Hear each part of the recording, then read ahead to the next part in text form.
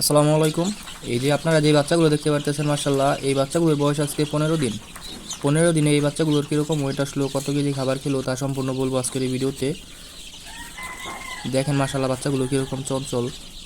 এগুলো একদম pure original দেশি মুরগির বাচ্চা, আমার খামারেরই।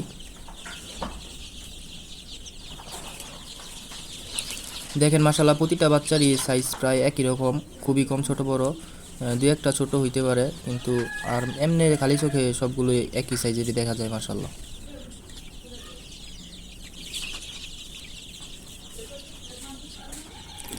আমি এই ভিডিওর টাইটেলে বলছি যে 100 বাচ্চা 15 দিনে কত কেজি খাবার খায়। এইখানে আমি বললাম এইখানে 100টা বাচ্চা নাই, এইখানে বাচ্চা আছে হলো 96টা বাচ্চা, ঠিক আছে। 96টা বাচ্চা 15 দিনে খাবার খাইছে হলো 14 কেজি। আর ধরেন 100 বাচ্চা যদি থাকতো তাহলে 15 দিনে 4টা বাচ্চা 1 কেজি খাবার খাইতো, 1 কেজি না, 1 কেজির কিছু কম খাইতো, ধরেন 15 কেজি। 100 বাচ্চা 15 দিনে 15 কেজি খাবার খায়। এই বাচ্চাগুলোর বয়স যখন 10 দিন ছিল তখন আমি একটা ভিডিও করছিলাম, তখন বাচ্চাগুলো খাবার খাইছিল 7 কেজির মতো, কিন্তু এখন 5 দিনেই এরা খাবার খেয়ে ফেলছে। 5 দিনেই এরা আরও 7 কেজির মতো খাবার খাইছে। এরা তুলনামূলক এখন 1 কেজির উপরে খাবার খাইতেছে প্রতিদিনই। আমি রাত দিন 24 ঘন্টা এদেরকে খাবার দেই। আর এখন আমি এই বাচ্চাগুলোকে দেখবো কীরকম ওয়েট আসলো।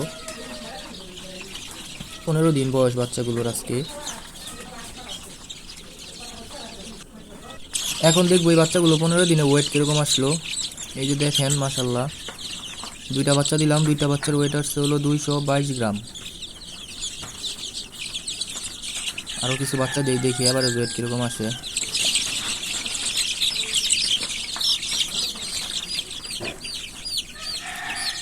আমার এই ভিডিওগুলো যদি ভালো লাগে তাহলে চ্যানেলটা সাবস্ক্রাইব করে দিন। এই যে একটা বাচ্চা চলে গেছে। এই যে একটা বাচ্চার ওয়েট আসছে হলো 100 গ্রাম। আরও দুইটা বাচ্চা দিলাম, তিনটা বাচ্চার ওয়েট,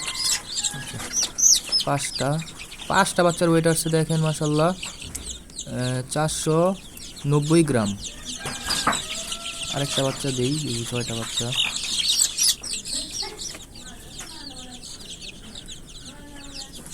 আরেকটা বাচ্চা দিলাম, 6টা বাচ্চার ওয়েট আসছে হলো 580 গ্রাম। 580 গ্রাম যদি 6টা বাচ্চার ওয়েট আসে তাহলে একটা বাচ্চার ওয়েট আসছে হলো মাশাল্লাহ 96-97 গ্রামের মতো।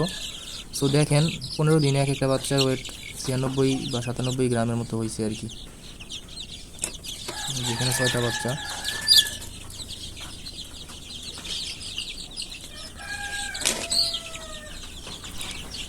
এই যে এইখানে যেই 96টা বাচ্চা, সেই বাচ্চাগুলো মোটামুটি তো বড়ই হয়ে গেছে। এই বোর্ডিং ঘরটা একটু বড় করে দিতে হবে,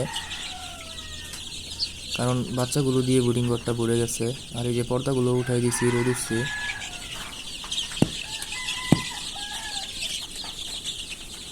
এখন আমি এই যে লাইটটা অফ করে দেব, আর এই বোর্ডিং ঘরটা বড় করে দেব। দিনের বেলা লাইট অফ থাকবে এখন থেকে, রাতে শুধু লাইট দেব। দিনের বেলা বলতে 10টা পর্যন্ত লাইট থাকবে, 10টার পরে লাইট অফ করবো আর কি, কারণ সকালবেলাও ঠান্ডা ঠান্ডা লাগে। আমি যখন রাতে মুরগিকে খাবার পানি দিয়ে খামার থেকে চলে যাই তখন এই যে বোর্ডিং ঘরটা এরকমভাবে ডেকে দেই যাতে কোনো বাতাস যায় না যেতে পারে, আর শুধু এই যে একটুখানি জায়গা ফাঁকা করে রাখি, তাহলেই হয়, কোনো সমস্যা হয় না এরকমভাবে রাখলে। কারণ রাতে ঠান্ডা পড়ে এই কারণে বোর্ডিং ঘরটা পুরোটাই ডেকে দেই আর কি। আর দেখেন মাশাআল্লাহ বাচ্চাগুলো, বোর্ডিং ঘরটাও বড় করে দিলাম। এই বাচ্চাগুলো এই বোর্ডিং ঘর থেকে বের হয়ে যাইতে চায়, এই কারণে এই বোর্ডিং ঘরের উপরে একটা মশারি জাল দিয়ে দেব। আর এই যে লাইটটা অফ করে দিচ্ছি, এখন থেকে লাইট অফই থাকবে সারাদিন, রাতে শুধু লাইট দেব।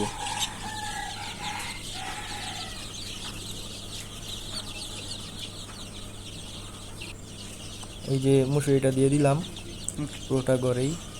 সো আজকের ভিডিওটা এই পর্যন্তই, সবাই ভালো থাকবেন।